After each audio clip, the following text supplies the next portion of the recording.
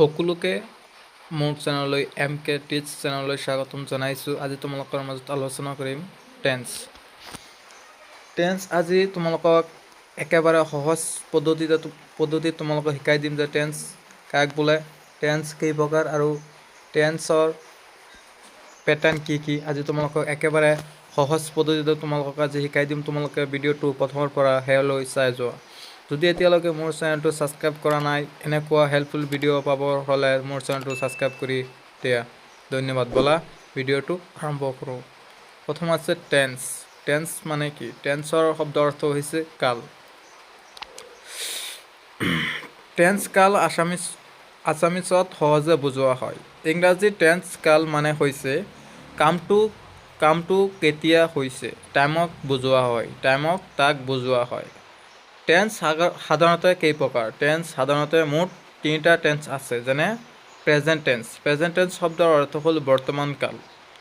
Present tense মানে হ'ল এতিয়া বা সদায় হোৱা কাম। এক্সাম্পল, আই ইট ৰাইচ, মই ভাত খাওঁ। শ্বি প্লেজ, তেওঁ খেলে। সাধাৰণতে প্ৰেজেণ্ট টেন্স কেই প্ৰকাৰ? সাধাৰণতে প্ৰেজেণ্ট টেন্স তিনি প্ৰকাৰ, যেনে চিম্পল প্ৰেজেণ্ট, আই প্লে, মই খেলোঁ। Present continuous, I am playing, মই খেলি আছোঁ। Present perfect tense, I have played, মই খেলিছোঁ। Present perfect continuous tense, I have been playing.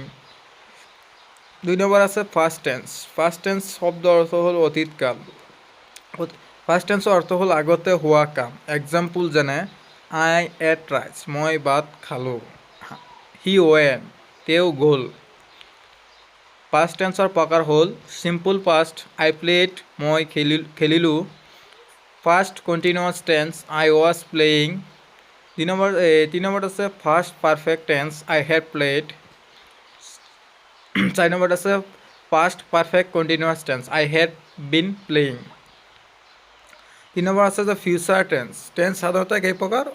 3 প্ৰকাৰ, যেনে ফাৰ্ষ্টৰ প্ৰেজেণ্ট টেন্স গ'ল, পাষ্ট টেন্স গ'ল, এতিয়া আছে ফিউচাৰ টেন্স। ফিউচাৰ টেন্সৰ অৰ্থ হ'ল ভৱিষ্যৎকাল। ফিউচাৰ টেন্সৰ অৰ্থ হ'ল আগলৈ হ'বলগীয়া কাম। এক্সাম্পল যেনে আই উইল ইট, মই ভাত খাম। শ্বি উইল গো, তেওঁ যাব। ফিউচাৰ টেন্সৰ প্ৰকাৰ হ'ল 4 প্ৰকাৰ, যেনে simple future, I will play. Going to future, I am going to play.